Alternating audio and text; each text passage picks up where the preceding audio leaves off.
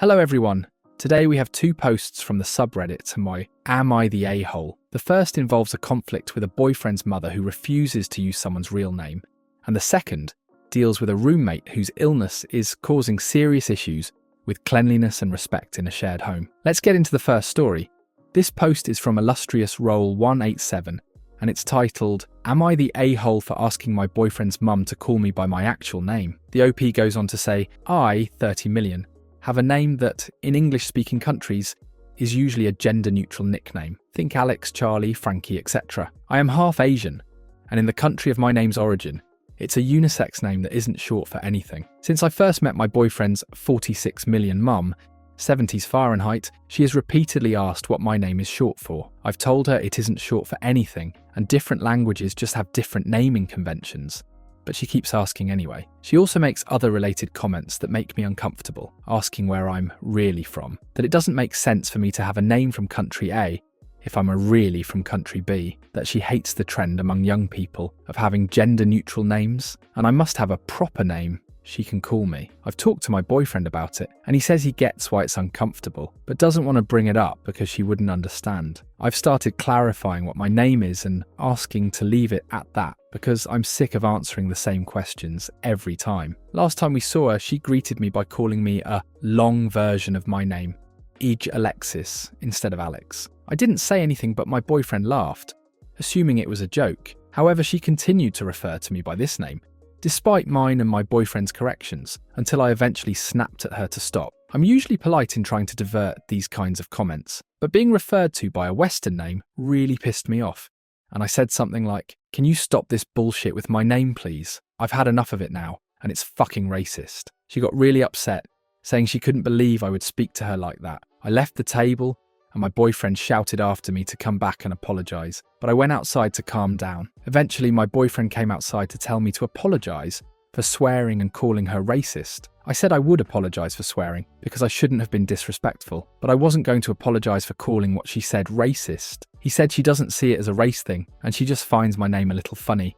So I told him to forget it. I was going to drive home and he could get an Uber by himself. I left by myself and he came home later. I apologised for leaving without him, and he said he understands why I was upset, but I need to apologise to his mum because she's really hurt that I called her a racist. I said I hadn't called her a racist, and that I wanted to apologise for swearing, but didn't want to apologise for saying that what she said was racist, because then she'll just keep doing it. However, I'm worried I'm wrong to be so stubborn, because my distinction between saying something racist, being a racist, feels kind of pedantic, and because she keeps phoning my boyfriend to tell him he shouldn't allow me to talk to his own mother like that. So am I the a-hole? Here are two comments from users on the original post. The first comment is from Squirrel Girl 1111. Not the a-hole, but your boyfriend absolutely is. He should have been the one pulling his mother up on her rudeness. And if he's too scared to do that at 46, then he needs some therapy. It is completely fine to react the way you did. After all, that's what his mum wanted to happen. She instigated the whole situation, and it's her responsibility to apologise to you for being incredibly rude to a guest and potential future family member. The second comment is from another user. Not the a-hole, do not apologise. Instead, talk to her. For the record, it is definitely intolerant with the end result being that it is racist. You need to start with your boyfriend. Explain to him that what your mother did is about not accepting someone with a different background than hers. At best, she is very selfish. At worst, she is in fact intolerant of those from different backgrounds and or race. For that reason, you will not be apologising. If anyone needs to apologise, it is her. But you aren't done yet. It is his job to manage his mother. It is his job to protect you from her behaviour. He should have stopped his mum and clearly stated, "Mum, his name is X, not X Topher," every single time. At some point, he should have escalated to, "Mum, we are leaving. We'll come back when you apologise and just use X." Be clear that you will not cave to keep the peace with her. When people keep the peace to placate a-holes, the a-holes win. You will not be visiting his mum again until she apologises. He has to figure out what to do. Here's my take on this one. I think the boyfriend should absolutely be standing up for his partner here. It's understandable to apologise for swearing, but not for pointing out the racist behaviour. The mother's refusal to respect the OP's real name is deeply disrespectful and, frankly, racist. If the boyfriend continues to avoid addressing this issue, it's only going to damage the relationship. I agree that having a conversation would help, but that conversation needs to be led by the boyfriend not pushed onto the OP to deal with alone. It might be uncomfortable, but if this relationship is going to work,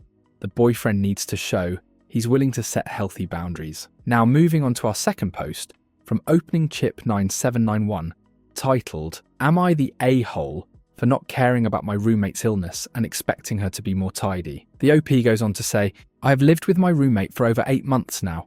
Her low-key helicopter mother told me beforehand that because of her illness, bladder, digestive problems, she let her be a little spoiled and would just cleaned up after her and asked for me to be patient with her lack of cleanliness and to wake her up every day. Now that I think aptid IDK, why I agreed, but I was like, kind of a weird thing to ask me, but sure, I guess. But I didn't think it was going to be an issue until I actually saw it. She wouldn't do the dishes, clean up after herself, flush the toilet, or basically any shared housework, unless I specifically reminded her, and it gets a little tiring after months of that. She also had a weird habit of throwing food down the sink, and not start smelling real bad if I wait for her to clean it up. She would also have terrible table manners, and would leave food directly on the couch and stain it, then leave it as it is, which was pretty darn difficult to get off since the couch was made of fabric. But whenever I point it out, at first she says she'll stop, but the next day I find her doing the same thing. Now my own parents were aware of all that, and at first they were also pissed,